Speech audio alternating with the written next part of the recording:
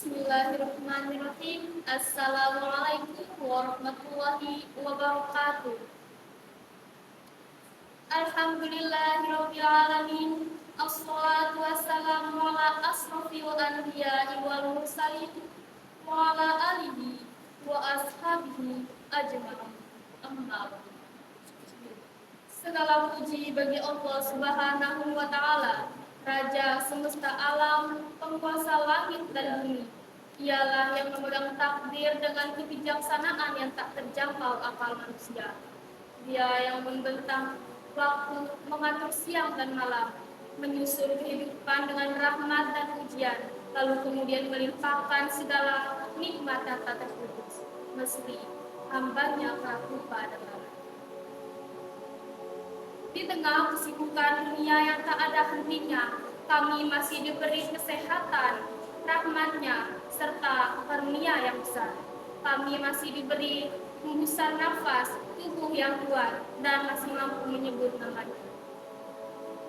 Salawat serta salam kalungkah kita haturkan kepada permata hati Khadijah, cahaya dari kegelapan, yakni Nabi Muhammad SAW. Ialah putra terbaik dari Aminah yang memiliki tutur kata yang lembut dan memiliki hati seluas lautan. Semoga kami termasuk dalam umatnya yang mendapat syafaat di akhirat kelak. Amin, amin, amin ya rabbal alamin. Pada kesempatan yang mulia ini, izinkan saya, Renia Aprilia Nadesa, untuk menyampaikan sebuah dakwah singkat yang bertema tentang Indonesia. Berbicara tentang Indonesia, apa yang ada di pikiran kalian? Wisata Bali, Raja Ampat, ataukah 17.000 pulaunya? Indonesia memang dikenal dengan kekayaannya, entah itu isi alam, ras, budaya, ataupun tempat wisatanya. Indonesia adalah salah satu negara dengan keberagaman hayati yang sangat tinggi di dunia, yaitu mencakup flora, fauna, dan ekosistem laut. Dengan 17.000 pulaunya, Indonesia memiliki berbagai macam ekosistem seperti terumbu karang, savana, hutan hujan tropis, dan pegunungan. Berbicara tentang Indonesia sebenarnya tidak ada habisnya. Ada banyak sekali keindahan Indonesia yang tidak bisa digambarkan dengan kata-kata. Apalagi Indonesia adalah negara yang memiliki jumlah Muslim terbanyak di dunia. Bahkan jumlah masjid di Indonesia terbilang sangat besar dan terus bertambah. Dilansir dari Kementerian Agama pada tahun 2025, ada sekitar 315.175 masjid dengan penduduk mencapai 87% atau setara dengan 245,97 juta jiwa dari 282,47 juta jiwa. Kita sebagai generasi penerus bangsa harusnya merasa bangga karena telah dilahirkan di Indonesia. Kita dilahirkan di tanah yang memiliki rasa hormat yang tinggi, dengan aturan yang manusiawi, yang ajaran agama yang kuat, dan yang memiliki suku dan bangsa yang besar. Rasulullah SAW bersabda, "Betapa indahnya engkau, wahai Mekah, dan betapa cintanya aku kepadamu. Jika bukan karena kaum mengusirku, aku tidak akan tinggal di tempat selainmu." Hadis riwayat Tirmizi, Hasan Sahih. Dari hadis tersebut dijelaskan bahwa betapa cintanya Rasulullah SAW kepada tanah kelahirannya.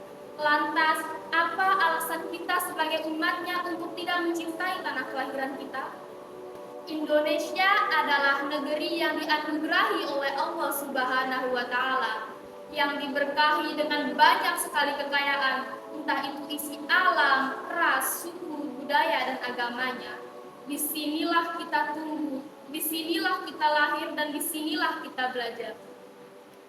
Allah Subhanahu wa Ta'ala berfirman dalam Al-Quran Surah Ibrahim ayat 7 yang berbunyi, "La in syakartum la azidannakum wa la in kafartum inna azabi lasyadid." Yang artinya, Sesungguhnya jika kamu bersyukur akan kami tambah nikmat kepadamu. Tetapi jika kamu mengingkari nikmatku, maka sesungguhnya azabku sangat pedih. Nah, lalu apa bentuk syukur itu? Belajar dengan sungguh-sungguh, menjadi generasi yang amanah, tidak membuat kerusakan, dan membangun Indonesia adalah bentuk syukur kita kepada Allah Subhanahu wa Ta'ala. Islam mengajarkan kita untuk bersaudara, bukan untuk saling menjatuhkan. Kita sebagai generasi penerus bangsa memiliki sebuah kewajiban untuk melanjutkan perjuangan para pahlawan kita. Jika dahulu para pahlawan kita berjuang mengangkat senjata, hari ini kita akan berjuang dengan berilmu, memiliki akhlak yang mulia dan berkarya. Teman-teman semuanya, banyak negara iri dengan Indonesia. Kita memiliki alam, budaya, dan sumber daya manusia yang besar. Tapi itu tidak akan ada artinya jika kita tidak menjaganya dengan baik. Jangan sampai kita lebih menyukai budaya asing daripada budaya kita sendiri. Mencintai tanah air bukan hanya sekedar kita menghafal lagu nasionalnya saja, tetapi bagaimana caranya kita untuk melestarikan budaya kita agar tidak hilang dimakan waktu. Bangsa ini butuh generasi yang bukan hanya cerdas tapi juga berakhlak mulia, yang bukan hanya pandai berbicara tapi juga mampu menjaga amanah. Karena mencintai tanah air bukan hanya sekedar slogan, tapi menjaganya adalah bentuk pengabdian kita kepada Allah Subhanahu wa Ta'ala. Marilah kita menjaga Indonesia ini dengan saling menghormati, menjunjung persatuan, dan terus belajar. Karena masa depan Indonesia ada di tangan kita semua. Dan juga marilah kita jadikan Indonesia ini negeri yang baldatun thayyibatun wa rabbun ghafur, negeri yang baik dan diberkahi oleh Allah Subhanahu wa Ta'ala. Because Indonesia is beautiful. Demikian dakwah singkat yang bisa saya sampaikan. Saya Renia Aprilianta Nesa, perwakilan dari Majelis Taklim Baitul Makmur dari Kabupaten Sumbawa Besar, mohon undur diri. Wassalamualaikum warahmatullahi wabarakatuh.